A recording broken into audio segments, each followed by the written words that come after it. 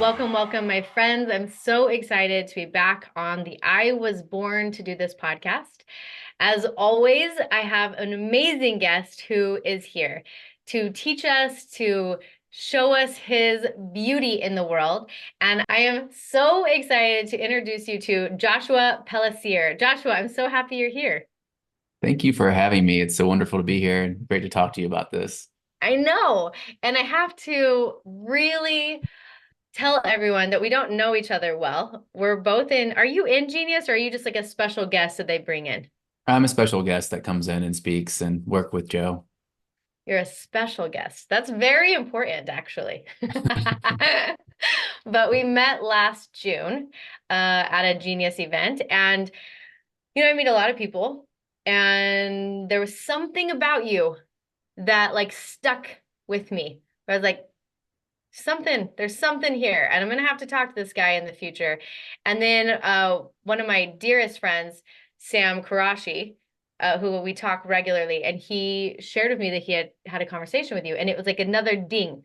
I gotta talk to that guy. So we don't even know what we're gonna jam about today, other than some magic. And I would love for everyone here to know what you do. Also, I want to know what you do. Tell me, who are you, Joshua? Ah, well, I can tell you how I show up in the world, probably the easier Okay. way. Um, Yep.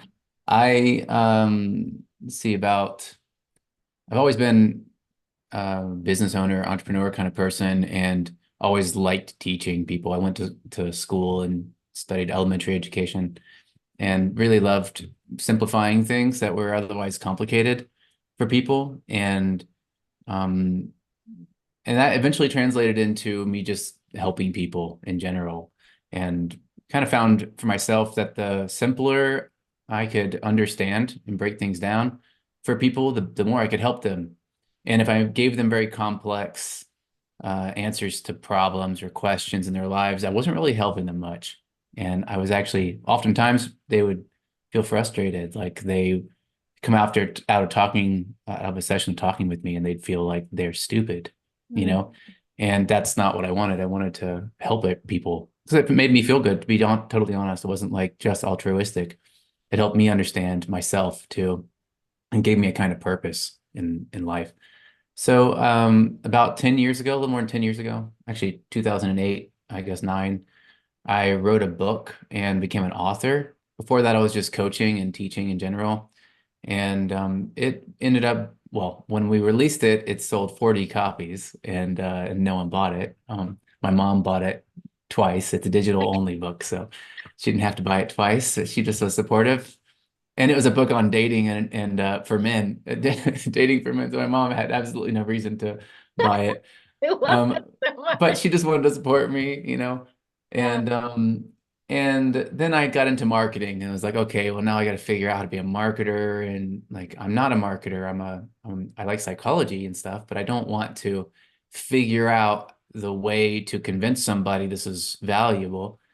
But I did anyway. And as a result of that, we ended up selling about 500,000 copies of my book, and I became a bestseller. What? And yeah, and then I love I don't know this about you right now. I don't talk about it. This is so amazing right now. I know nothing. Keep going. This is extraordinary. Yeah, so I had a company then that I formed around it. Actually had a publishing house before that. What? That was really cool. Yeah, You and we never did a lot told of me that you were a publisher too?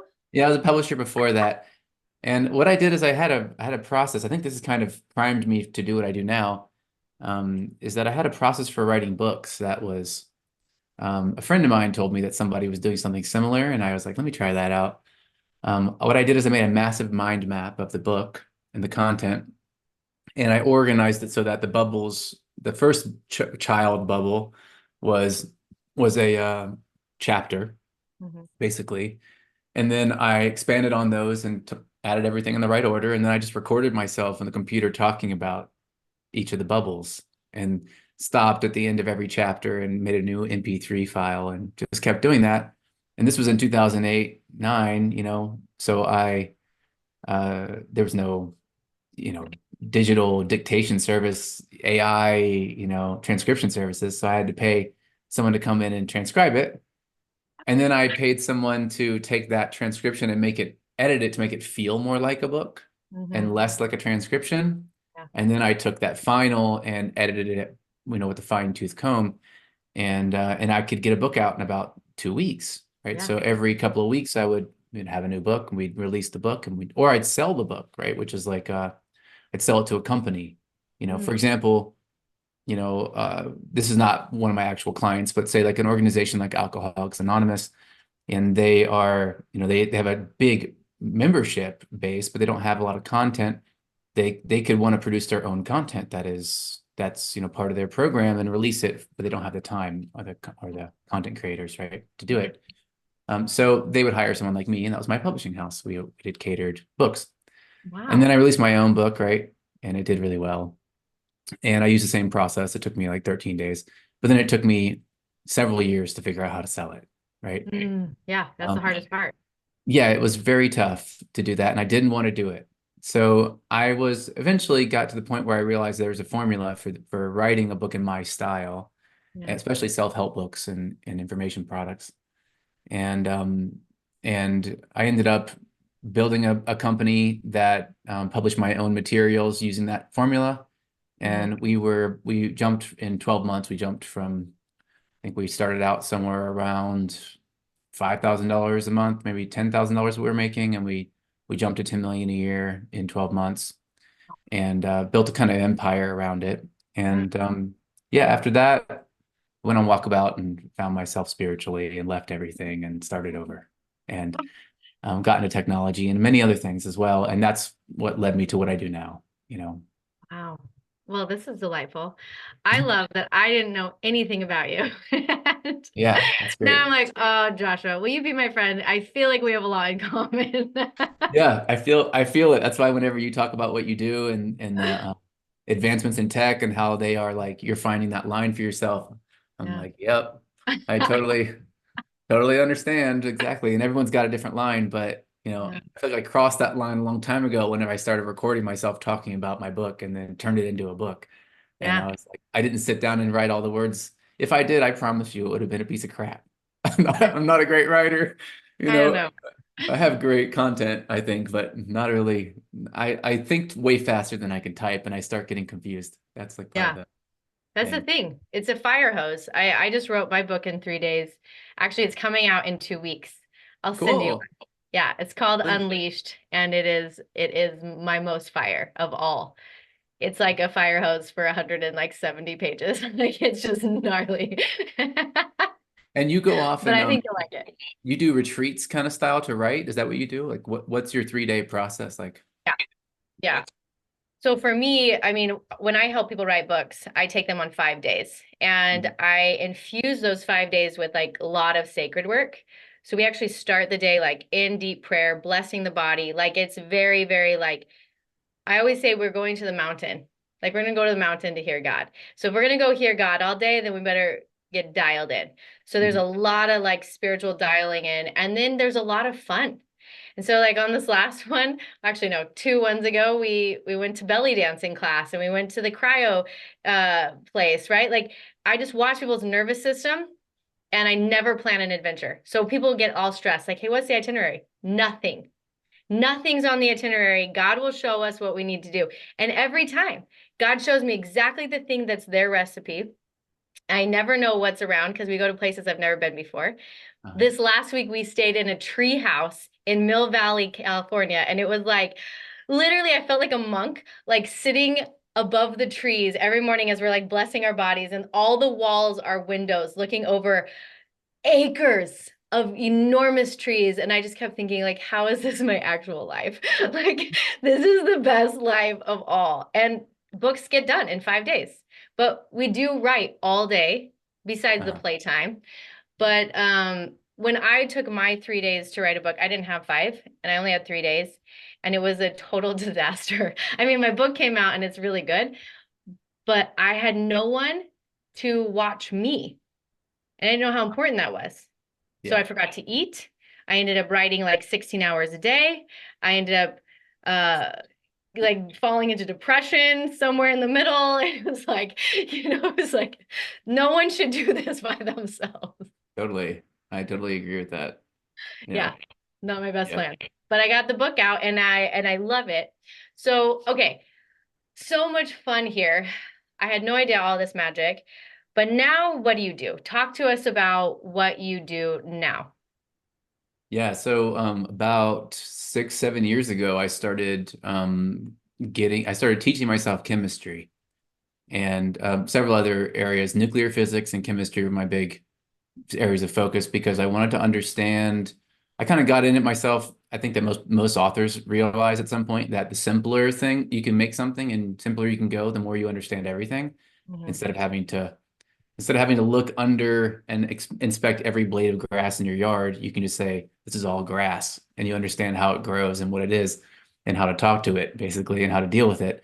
And my mind started with atoms. Well, this was after spiritual stuff. Spiritual stuff for me, the truth connection and the getting to the truth and the reduction of limiting beliefs was a major precursor to this. But Mhm. then after that, I got into, some research, and I started a lab for research and development of really interesting innovation. So I had an R&D lab, went all over with that, and started to meet with a lot of scientists about some really cool stuff that I was working on. We were working on 3D molecule printers and alternative energy capture systems, things like that. And it was really like inspiring me in a lot of ways and also teaching me, right? So just like you kind of wrapped your business up in something that's good for you, Yeah. that's what I did too. And only mine was very much like learning the universal laws and understanding the universe around me. That was my stage, right? Yeah. So I started a research and development lab, and we had an AI department. And the AI department was, I don't really believe in AI. I don't really think it's a thing. I just think that there's regular I, and then that's that, right? And this is just like, I think that if you went back 300 years and you said, if you told somebody that a car was AI, they would totally believe it. They Mhm. would go, "This is the most complicated machine I've ever seen. It's got to have its own intelligence. How Yeah. does it know when I push the brake? Blah blah blah." And it looks artificial, but it's not. It's just an extension of our genius, and it's a mimicry of our thought processes, and it always is, no matter what it is. It's that and our attempt to reach and understand nature and Mm. to live in balance with nature.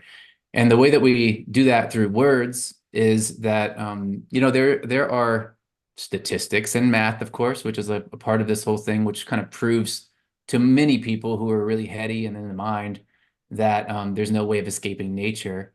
But all of our words and all of our or the origin of language and etymology, if you study etymology, which is the origin of words, is deeply connected to nature and has a deep meaning. All the words have deep meanings, and sounds have deep meaning.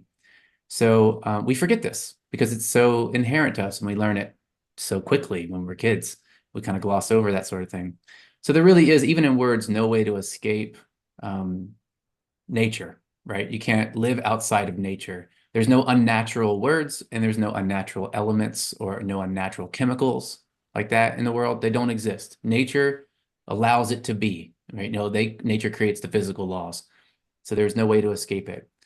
And so getting into the AI department of my business, I was like, someday we're gonna have this like, Iron Man type AI system, and I'll be able to ask it to do experiments for me, and it will control my experiments, and then I can do 3 times as many things. And it's not about getting things done; it's about exploring. And I only have so much. If I have to read all the books to find one universal law, and there are many, I don't want to waste my time past the point of learning that law and integrating it. I want to then move on to the next one and understand life. I'm not here to specialize. I'm here to internalize, and I want to integrate, right? And to live this life and at the end just be like, hell yeah, I did it. And bye, I'm gonna do it again and whatever's next for all of us. Yeah. So yeah, so I got into just like thinking about AI, structuring AI systems, and then generative AI came out, which is what we know of AI now. though machine learning was already around and deep learning was already around, but that was just a bunch of code and numbers and it was boring. Yeah. As soon as it got to the point where it could write for you and talk to you, then it became this whole different thing. We can interpret all of these realms that we couldn't interpret before. You know, Mm. everybody who was an engineer was now suddenly a poet, and everybody who was a poet was suddenly a physicist Mm. or a financial advisor. Like you can convert your theories and your philosophies now into other areas of life. And that was very, very difficult before because we had secret languages that blocked the walls that block people off, like legalese. If you walk into a conversation with a bunch of lawyers and they're using all these words that you don't know, Yeah. then you're excluded from the conversation. And if you start asking things like, what does that word mean? You annoy them. Yeah. And they don't have time for that, right? Yeah. So that caused us to put these walls up. And as soon as AI was able to break those walls down, then I started testing to see what it could do. And it was unbelievable what a simple AI program could become, you know. And the simple one that we use now, you know, the way that if you've seen ChatGPT, right? Yeah. So ChatGPT, the way that OpenAI figured out how to make that system, it's called a completion engine. And but at first, what they did is they took all of the semantics and all the rules and laws from a language and they put it into this big program and they said, okay, now write. And it was horrible. It was just, it did terrible. It never did anything right. And it screwed up constantly. Yeah. And then finally, they tried that for a long time. And then they said, you know what? They have an AI program that learns, but they didn't have one that could speak. So they gave the goal to the learning AI, which was deep learning and machine learning, something that already existed. And they said, you figure it out. And it goes, okay, well, language is basically a human saying a thing, and then the next word is the only word they're thinking of, but they do it so fast they don't realize it. So the completion engine was born, where suddenly AI just goes, here is the next word. And it reads everything in beforehand and picks the next word, reads it again, gets the next word, reads it again, gets the next word, and it fills in just one word at a time. And it's not even words technically, it's called tokens, right? Where they do parts of words. And Mm. and it guesses. That's what it does. And you can control how creative it is on the guess and how deliberate it is. And you can feed it information ahead of time, prime it, they call it, right? Like priming the pump. And then it will read that every time and then try to continue the thread. It's good or bad at that, depending on how, you know, what it's reading and what it's trained on and how intelligent it is and how big it can be and that kind of thing. But it's gotten very, very good. In my opinion, I'm very impressed with what they've done. And it's not just OpenAI, it's other language models too. So but yeah, that's what ended up happening. And so I picked that up and integrated it and learned it. I've been working with AI for more than a year, really, really deeply. And before that, I had it in the company, but it was one of many programs in the company. So I stopped focusing on the others, just focused on AI and started to integrate it into different aspects of business and things like this. And so now Mm. we have a program teaching people how to well, actually, we don't teach the business owners because business owners are too busy to integrate it, but everybody pretty much knows that they need to in their business in some kind of way to make things easier, if at least just easier on their employees so that they can not A, be replaced by it one day, Mm-hmm. and then B, that they don't just do the same repetitive tasks over and over again, discover it on their own and use it without telling you. Because that's Mm. pretty much what's happening. 40% of people currently who are employees, I saw a statistic, they're using AI in business aren't telling their boss. They're just using it. They're acting like it's what they're normally, it's just them, right? Hey, So I so love yeah, it. so we basically just we train employees for companies and train owners as well on how to use the technology and integrate it into standard operating procedures, and we have a group for that. It's amazing. And I'm signing up all my I'm signing my employees up when we're done Great. with this. I'm Yeah, yeah. so I'm Cool. so excited about it because I'm a big fan of collapsing time. And however we can collapse time, the more we can make a difference in the world. And I think what you're doing is you're going to teach my team how to collapse time so we can actually scale and grow and reach more humans, you know? Yeah. And I once heard someone speak about it like this, where they're saying you want to automate whatever you can so that you can humanize. Mm, mm, And that's the real issue, is that people they think, and I understand exactly why.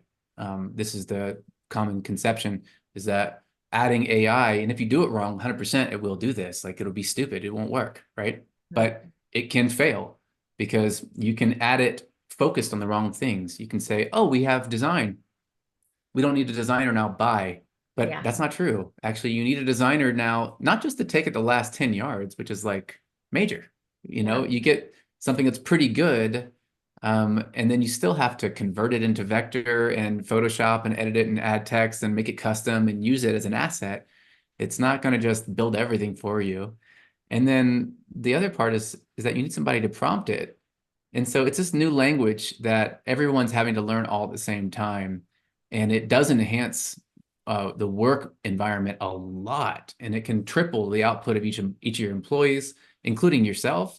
Yeah. But the goal as a business owner, you run your business, you make the decisions about what goes where, and you have to be holding in your mind and in your heart the intention to connect your employees to God or to nature or to their humanity and whatever is important to you through this technology. And when computers came out, everybody had the same fear. When people started riding horses, there's a history of oral history of resistance to the horse riding. Like, no one would ever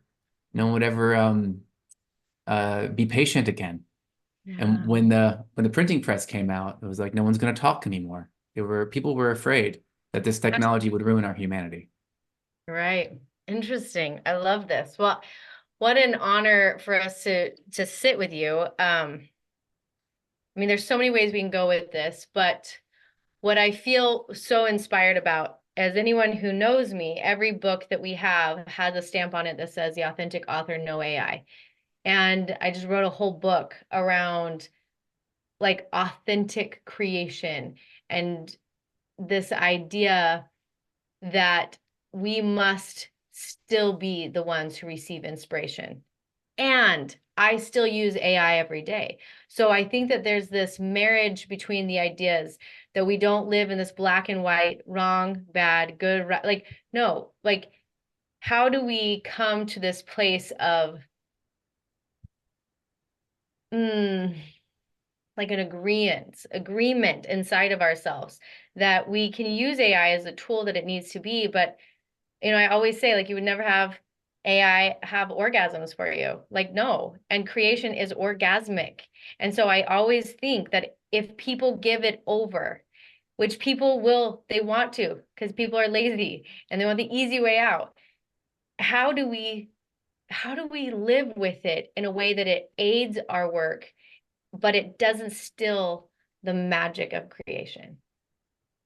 That's a great question. And I think that for most people, they're aligned with the same thing that you're talking about. They don't want, you can't outsource an experience, period. No matter what the technology is, you won't be able to outsource the experience. You can outsource a mimicry of the expression of the experience, but then you're still the one experiencing the mimicry. No one can replace you. You're the experiencer of life. So that's just period. And there's a lot of conversation. I think it's a distraction, to be honest. The conversation of, will this thing become conscious? Because consciousness is not something that is made. It's already here. It's Yeah. always here.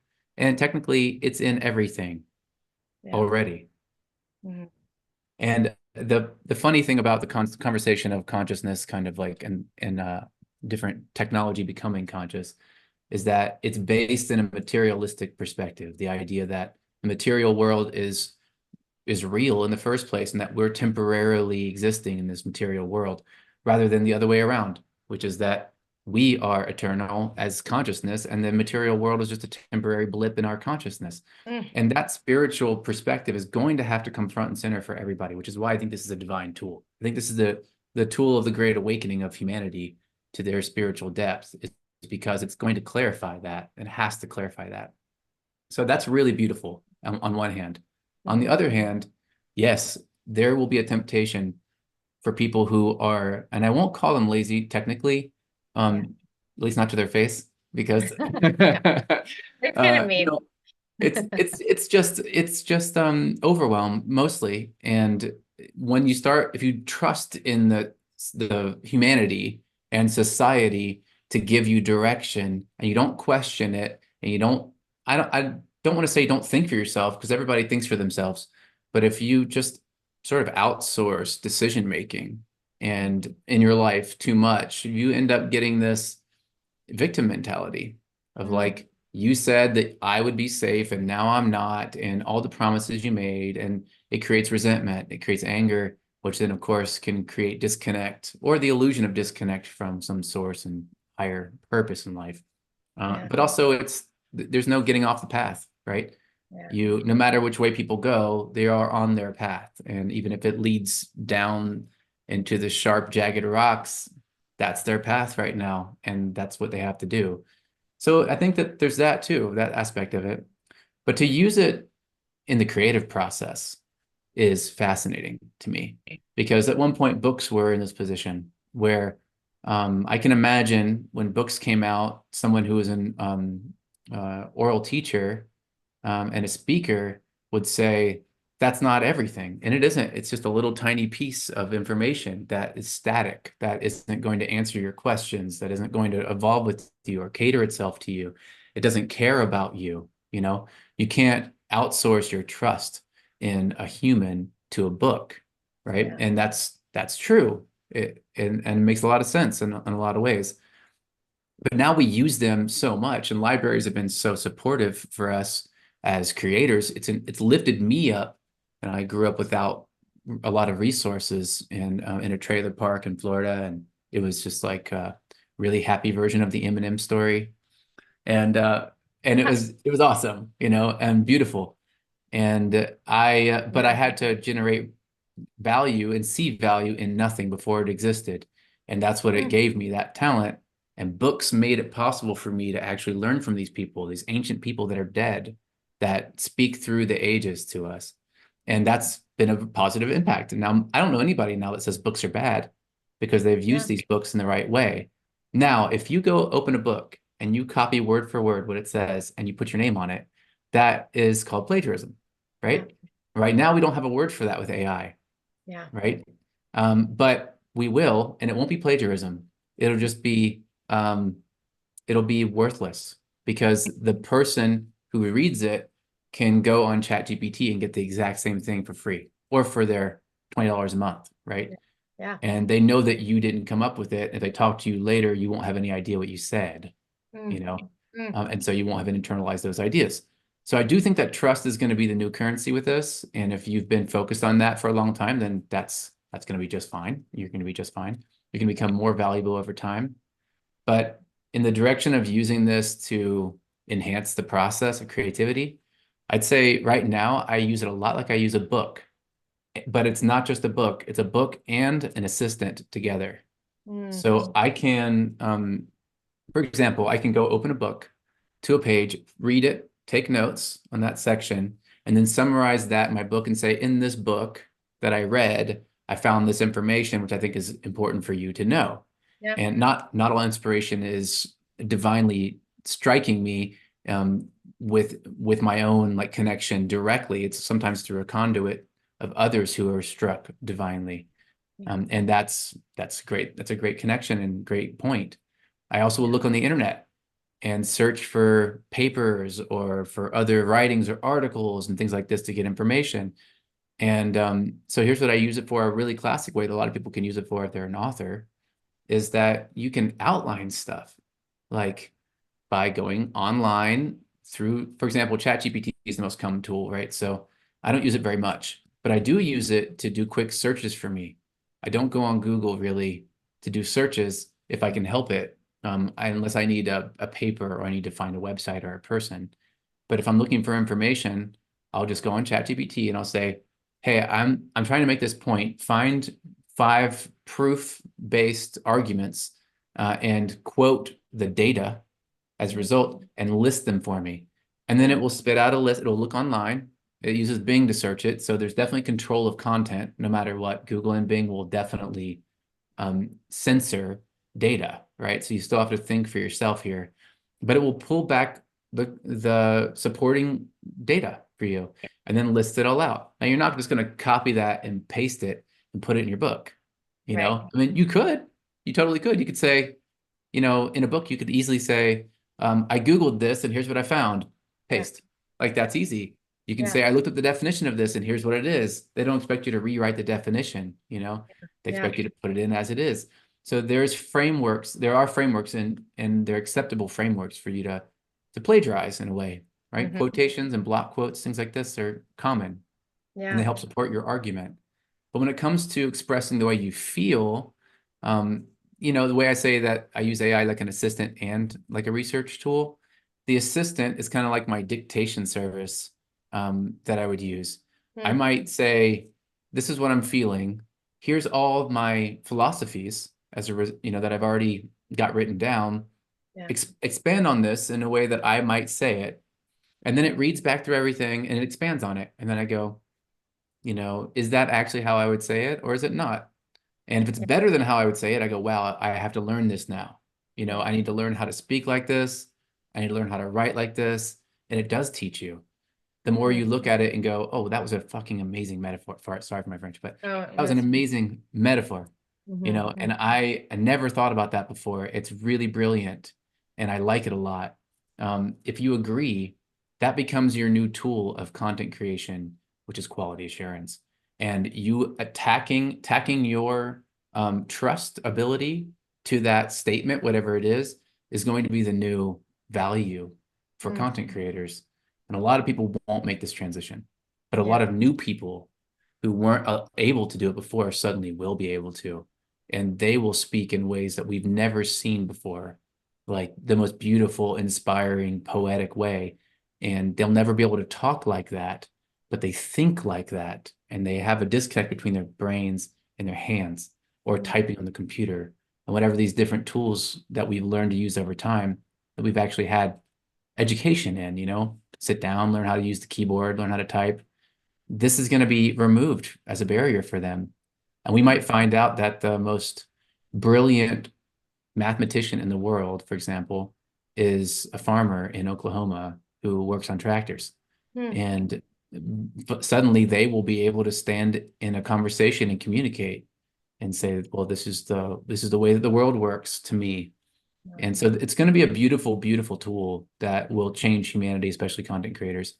But at the same time, what you're saying is there's a line somewhere here where, and each person draws it themselves, and you're taking a stand for it being research and then creativity, right? Research on one side and creativity on the other side in a lot of ways. And a lot of people need to hear that because they will eventually and probably immediately many people immediately will not draw that line, will jump in, blindly release stuff, right? And I understand you're trying to support them from and help them. And the way to help them and the way you are helping them is by saving them the pain of being obsoleted instantly Yeah. and also being lame, you know, Yeah. like that's lame. It doesn't have any, you're not adding to the world in any way. You're just taking and repurposing. Yeah. However, now we get into a new kind of talent, which is Mm. prompt engineering. Yeah. How do you get this AI to write like you write? Or how do you get it to write better than you write, but say what you want to say exactly how you'd like to say it?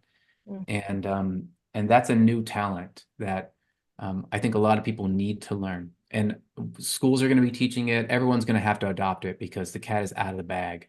You know, you Yeah. can't put the typewriter away and say after the world sees it, don't use this, you Right. know?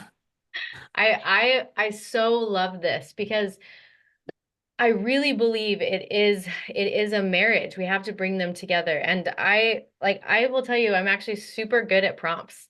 But I'll tell you why I'm really good at prompts because I this is how I work with God. Like I'm not bland with God. I'm very clear. The asks are very clear and very distinct, and I know exactly how to dial in my asks. So I'm not saying AI is like God, but I've been really good at asking. And I think that when I work with AI, I mean, like this is so funny, and he'll never hear this, so I could say this, but with my ex-husband, I try so hard that any text I send to him is void of all emotion because I'm a fiery soul. And so I don't want any text to come off full of that fire. It will only add to the pain and suffering that is already present. So I throw into AI all the shit. Like this is it. Like I'm so pissed. Da da da da da da. I'm like, I need to have this sent to my ex-husband. Could you please rewrite it in a way that is void of emotion, that is clear and kind?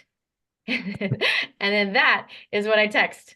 Dude, I And it's totally been feel you. amazing. I had this one of the best ways of using this. There's two ways of using AI that I think that most people are going to use it for eventually. One is very similar to what you're saying, where one is finding movies between you and your partner. If you want to watch a movie and you're like, this is what they like, this is what I like, find me a movie, and they'll give you a list of movies, and you're like, I haven't seen that one, and you watch it, and it's That's wonderful. so fun. I've done that so many times. And then the other is I had a landlord similarly to your ex-husband in this way where I was just like, I get an email from him. This is my last landlord, not my current one. And he was just like, yeah, so I walked by your house today, and he's a very neurotic man, and he'd be like, I need you to, and he'd list like 50 things, Yeah. like Yeah. just no, it's ridiculous. He has no reason, he has no right to ask me to do them, things. And it would take me a week just to do them, and I would have no other work done, right? And therefore I wouldn't pay rent, right? Yeah. So I'm Yeah. just like, Yeah. okay. So what I ended up doing, every time that he replied and did Yeah. something like that, is I just vented Yeah. into a dictation system, you know, and then put it in AI and said exactly what you said, like, hey, I want to be kind but stern about this, like I'm not going to do it, and make a logical argument that Yeah. that shows that I care, and that's why I'm not going to do it. Like I just literally said, do Yeah. this for me. Yeah. And I would have spent hours crafting that email and just making sure I wasn't, reading back through it a bunch and stuff. And I love that I would do that because I care, but I'm not giving Yeah. my gift to the world if I'm doing that. I'm sitting here talking to my landlord. And Right. while I'm learning myself, I definitely think there's a lot to be said for me recognizing I didn't have the ability.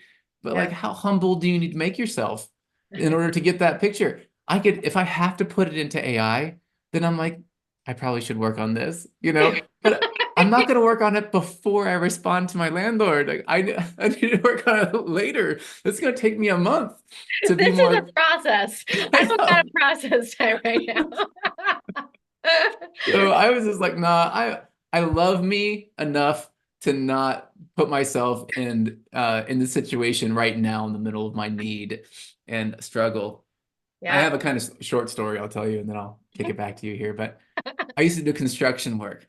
I Okay. also used to do kung fu. I still do now, Shaolin, but I was doing them both a lot at the same time. Like Yeah. construction and Shaolin really went well together. One was both just like focus The and do boots, my thing. like the boots made it so much easier to do kung fu. Is that what happened? Yes. Boots were big. And actually, I think it's the other way around. The discipline of Kung Fu made it easier just to cut stuff and drill stuff and think. And Agreed. one day I was living in I was living in Ann Arbor, Michigan at this time. And I was I was working for my boss doing construction. And he said something really simple. Take this pile of wood and put it into the back of this truck. And I was like, great. So I'm out there and I'm doing it and I'm working on it. And after about 15 minutes, he comes out and he goes, what are you doing? And I was just like, immediately, I was like, I'm doing what you told me to do. Like I was a kid, I was just so immediately reactive. And he's like, no, look at what's in your hand right now. And I go, yeah, I'm doing it. And he goes, that wood that you're pulling out is on the bottom of the pile. Why are you pulling out from the bottom of the pile? And I was like, I don't know. I realized it was because it was too easy to do it the easy way. I was like so programmed by celebrating the hard way and putting myself through stress and like throwing myself in the water in order to learn how to swim and trial by fire and every kind of painful way you could think of. And every boy goes through this, I think, as like a transition from boyhood to manhood, is that Mhm. at some point you realize life is already difficult enough to learn and focus and integrate the lessons that you have around you, it's already difficult enough just to do that. To make it more difficult is really, it's not actually you going, oh, I mean, your ego might think life is so easy, I have to make it hard on myself. That's a total lie. It's a way to hide from the real things we need to do in order to make it feel like we're making progress. We're just running in place. Mm, And you can't go on a journey running in place, you know, yeah. and you don't. You end up the same person you were when you started, just tired. Just tired, right? Maybe a little sweatier. I, Yeah. I love this. And I want to hit on this one point before we wrap up today, because this was something that really impacted me, and I think it will impact so many, as a lot of my listeners are authors, is when you said, I want you to tell me what you believe the time frame is for authors and thought leaders to really secure their voice in the world. Can you share that? Yeah, so this is a really important point. I'm really glad you brought this up because I don't get a chance to say this very often to people, and I really see it happening right now, and I want to warn people ahead of time. If you're an author, look at what AI is doing right now. I can go on AI and I can say, I want to write a contract, a operating agreement contract. List the top 5 books that are about operating agreements, and then it will do it. And they're real books. I can go look them up and like there they are. And then I can say, okay, using the information in this book, in these books, I want you to outline an operating agreement for me using the best practices. Now, I'm not reading those books, you know. I'm not having to sit there and one at a time. I'm not fine-tooth combing them either. So I'm not picking out what I agree with and what I don't agree with because I don't know the business. Yeah. And the reality and the fact is I don't want to. I don't care. I just want it to be good. I would likely hire somebody to do it for me. I'm still not going to learn how to do it, you know. Now this is an example because I did actually learn having a lot of businesses how to write operating agreements and stuff, but I don't like doing it. Yeah. It's not my favorite thing in the world. Not really So delicious. no, not in life. And I don't mind doing that sometimes, but this was, you know, a great example of how I can get through it, at least to a starting point and get a working model and be done. Okay, so um, those books are already written and the models are trained to go out and research and find information and then pull that information in. It doesn't have to go search it on the internet anymore. It will just know that if this is the topic, here's the related neural network type connections, and these are the books that are there, right? Okay. Now, the reason why this is important is because those books already exist. And right now, books are still being written, a lot of them. They will always be written, you know, but soon someone will see a book, someone who's never been romanticized around the idea of reading books like we have in our lives. Like they are the wonderful tools. There's going to be a generation coming out where they haven't done that. They didn't have to romanticize it. What do? They're going to go, this book wasn't written for me. I can get this book custom written just for me. I can also upload this book into a tool and say, tell me how to answer this question. Why then do I want to read this book? I don't want to read this book. And people will stop writing books in the traditional way as much. People still will because they're going to want to know what authors think and people think. What are your opinions? You know, what is your content? What is good and bad to you, right and wrong to you, you know? And they'll want to know that, but they don't need a book for that. Mhm. So my point with all this is that if you have a book in you, now, again, one more point before I get into this. If uh, if you have written a book already, you are in the AI and you are an expert. Mhm. So if you look up any content on my previous work and you ask who are the people that I should read for this, it'll tell you me, right? It'll actually recommend me. And this is just like the search engine. When search engines first came out, people were doing search engine optimization, SEO. They were like, oh, how do I get ranked really high in Google? This is the new Google. It's the new way that you're going to show up to people and a lot of people. It's going to break down barriers. You'll be able to speak to someone in Arabic and Farsi, you know, in French, and you'll have your book recommended to them, and you as an author or as a content creator recommended to them. So soon, already there's a tremendous amount of content being produced by AI. On some programming websites, 80% now of the code being written is written by AI. And a person is telling it to write the code and telling it how to do it, but it's being generated by AI. And it's almost the same ratio, climbing to that ratio with content production, social media, and places like this, you know? Yeah. So soon it will be everyone's using this tool, right? Mhm. And that means there's going to be a lot less value placed on the content you produce Yeah. because they'll assume you just went on AI and wrote it. Right. So we're not there yet. We're probably about 2 to 3 years max at that point where the devaluing starts to happen. But I'm usually wrong about this, and it's usually a lot sooner. Yeah. My suspicion is that it'll probably be a year before people start integrating new models of content creation as the specialty that they have. Like, I use AI to make an AI tool instead of a book. Mm. And now you just read these notes and I upload them into the tool and you talk to it. And it's Yeah. more valuable to you than a book. You might get a book too, just because it's nice to have and you might want to read it later and that kind of thing. But the tool itself is the question and answer, the back and forth, this sort of evolution of static writing, Yeah. where you write one thing for 1,000 people. Instead, now you write one thing for one person each time and cater it to them. Mm. So Mm. all that being said, my point with this and my personal perspective on this, and again, this is like I see this happening right now 100%. If you have a book in you, you need to get that thing out now. You need to write it now because soon authorship isn't going to mean much. Mm. Not as much as it used to, but we're still in this window yet where no one gets that yet. Yeah. So the whole world will have to catch on and say, oh yeah, you wrote something, well, you probably just used AI to do it. But they're not doing that yet, you know? So and again, you can use AI to write and support and do whatever, but that doesn't the point. The point is that if you have content in you, you need to get it out right now in a format that the AI, as it starts to read the internet and index things, will find you and label you an expert because we don't know what Mm. direction it's going to go in right now. And soon I can be an expert on anything right now. I can like literally write a book on 50 things if I want to. And it's only going to be a matter of time before someone does that. They are like Yeah. the expert on everything, and then it devalues it, and no one has any idea who's a real expert and who isn't. The AI will have timestamps though, and they will know that before 2025, you were an expert, and that means that you are weighted heavily as an Mm. actual expert. Mm. So I highly recommend that if you have a book inside of you, you get that thing out right now, that this year you finish your book. And if you have 10 in you, get them all done this year Yeah. and Oh, release them all. I feel that. I feel it. There's such an urgency. And when I heard you say this, that's why I knew I needed to interview you because I know that for most people, writing their book is like, I don't know, I'll do it in 10 years. And it's like, fuck no. That's a no. That's a no. It's time.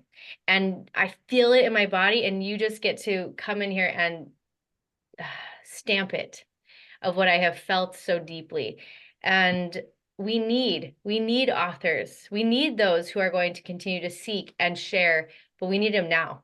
And I love what you said. And I'm just like, thank you for sharing that. Yeah, I fully believe that as far as my perspective goes. And I have it too. If you have another big thing is that it's really about like identifying where you want to live in your area of expertise. You know, I used to be a dating expert for like 10 years What? and What? I need you. no, I don't think you It's a do. hot mess over here. The secret is we're all a hot mess. Okay. Um, Well, we'll talk on the back end. Okay, keep going. yeah. Yeah, so like, I used to be, but that's not who I am. I'm not just that. I don't do that now. It's not my area of focus. So if you're trying to define yourself or redefine yourself, again, I don't want to tell you hurry up. I don't like to tell anybody hurry up. It's like you either are on board or you're not. But if you feel what we're talking about, if you feel what I'm feeling about this, then I just really encourage you to act on it because there is never going to be a time like this in our lives again, where there's a before and after. This is going to be a stark contrast, and we don't know what's coming. We'll look back on this conversation in 5 years and we'll go, Yeah. either that guy was crazy and everything he said was wrong, or we'll say, yep, like this is exactly what we thought was going to go on. So I Mm. just want to encourage you as an author, not you specifically, Kira, because you're obviously dedicated to this already and you agree. Yeah. But also you, if you have another 3-day stint and you want, No. I'm to like, go oh out shit. and I just finished my book this morning at 8:30 a.m. like to the ed like all the edits done and my body's like, "Oh, I gotta take a break." Then I hear you right now. I'm like, "All right." yeah, just Here schedule we the go. next one. I think once you put it in the calendar, it's half done, True. you I know. know. It is. It's so true. It's so true. But okay, finish your thought. Finish your thought. I want to encourage and this is for you and for anyone watching right now, is that I want to encourage, again, the hard part is just deciding to write more than one book, Mm. and like not just going, I'm going to produce one thing, but the second thing is putting a date on it. And if it helps a lot to hire someone like yourself to work with you on this, and like that's just the way it is, I totally understand why. And it's like a personal trainer. If you do not do this, you're going to regret it majorly. And sometimes, like I said, just putting it on the calendar and agreeing to it and setting a standard and having accountability and then having a partner to help you through it is all you need. And so for you, I know that you don't necessarily need that, a partner, though I'm sure you have friends that will go out with you and hang out in a tree house and help you write books. Yeah.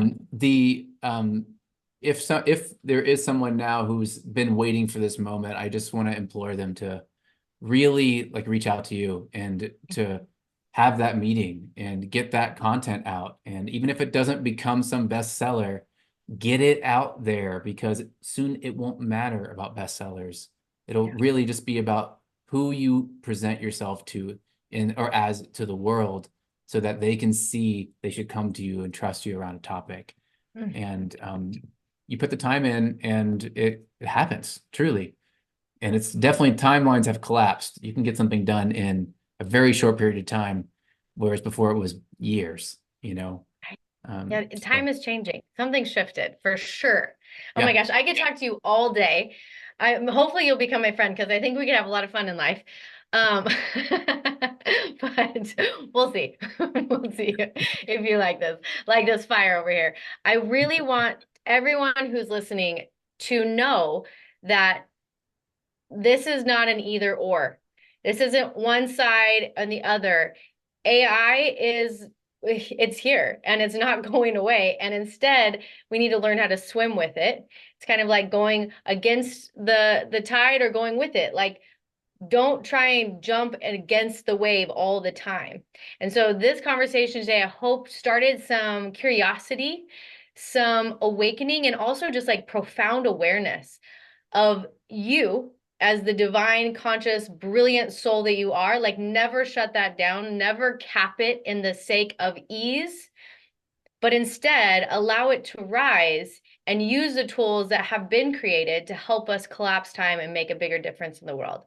And anyone who's listening, I will put Joshua's notes in our show notes. If you guys want to have your team jump in on his amazing offer where he helps your employees learn AI and scale and be able to do things at a much quicker speed, that will be in our show notes.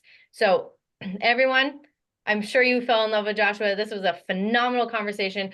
I always ask my guests right before we end, if you want to just drop into your heart for a second and listen, what is the message that you would love to leave, no matter what it is, no matter what it's connected to? It doesn't even have to be about this conversation, but whatever is like heaviest or loudest in your heart, what would that be? without any judgment of what I'm thinking, I think that the first thing that came to mind is all going to be okay. That this is a very, very big time and shift in everyone's lives. But again, I think that the biggest thing to remind everybody is that in whatever you want to call this for yourself, that God's got you and that you can't step off the path. It's not possible. So no matter what happens, no matter what comes, that it's good for you and you'll be able to survive it and you'll thrive on the other side. This is the beginning of the Great Awakening of humanity and the dawn of that. And you play a very, very important role in that. but you will never be able to define what that role is. You just have to get in and swim, and it'll reveal itself. So I think we're all counting on you to do that. Yeah. Oh, so beautiful. Thank you. Thank you for being on the show today. Of course. Thanks for having me. Yes. And my message today, ooh, my message today is look at your calendar of to-dos and all the mundane existence and carve out space and time to swim in the deliciousness of creativity and to wake up the magic that lives within you so that your life unfolds in the most beautiful way. And with that, my friends, I will see you next time on the I Was Born to Do This podcast.